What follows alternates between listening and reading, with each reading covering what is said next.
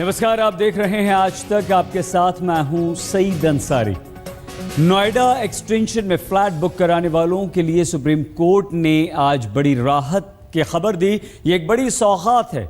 Supreme court ने जमीन अधिग्रहण रद्द करने की 65 किसानों की याचिका को रद्द कर दिया है। मतलब ये हुआ कि किसानों की अर्जी की वजह से फ्लैट्स बनने का जो काम रुका हुआ था, अब वो बिना किसी बाधा के शुरू हो सकेगा।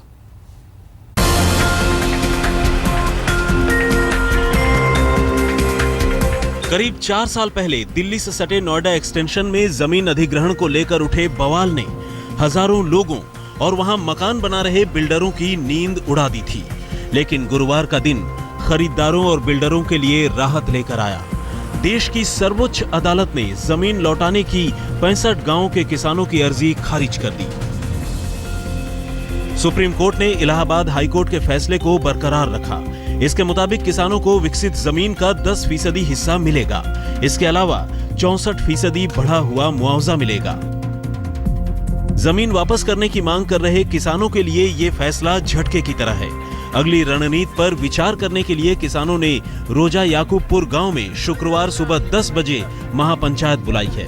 किसान नेता फैसले के खिलाफ बड़ी बेंच में अपील करने की बात भी कह रहे हैं।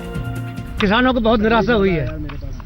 किसान लार्जर बेंच में जाएंगे, क्योंकि जो जमीन किसानों ने एक्वायर करी है वो 50,000 मीटर बिच रही है और किसानों को केवल 1400 मीटर दिए गए हैं। इसके लिए बहुत आंदोलन हुए हैं। किसानों ने आत्महत्या की है, किसानों को गोली मारी गई है।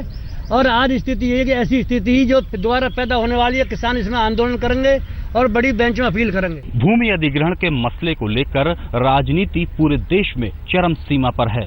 ऐसे में नोएडा एक्सटेंशन मामले में सुप्रीम कोर्ट का ये फैसला साफ तौर पर सरकारों को, बिल्डरों को और ग्राहकों को राहत देने वाला है। दरअसल किसानों की दलील थी कि उनसे औद्योगिक इस्तेमाल के नाम पर आपातकालीन क्लॉज लगाकर जमीन ली गई थी, लेकिन बाद में इसे बिल्डरों को सौंप दिया गया। किसानों के मुताबिक इसके लिए एनसीआर प्लानिंग बोर्ड से मंजूरी नहीं ली गई। उधर अथॉरिटी की दलील है कि इलाके के विकास के लिए जमीन खरीदी गई और किसानों के हितों का ख्याल रखा गया। जो हाई कोर्ट का फैसला था उसके अंतर्गत 90% किसानों ने बढ़ा हुआ मुआवजा ले लिया है, तो उन्होंने एक तरह से एक्सेप्ट कर लिया। अब माननीय सर्वोच्च न्यायालय का जब फैसला आया तो कुछ बचता नहीं है। माननीय सर्वोच्च न्यायालय के फैसले के अनुसार वो मुआवजा ले लेंगे। बेशक बिल्डरों और खरीदारों को राहत मिल गई है, लेकिन जमीन अधिग्रहण करने वाले प्राधिकरणों के लिए ये केस एक सबक भी है। नोएडा से रोहित मिश्र के साथ अहमद अजीम, दिल्ली आज तक।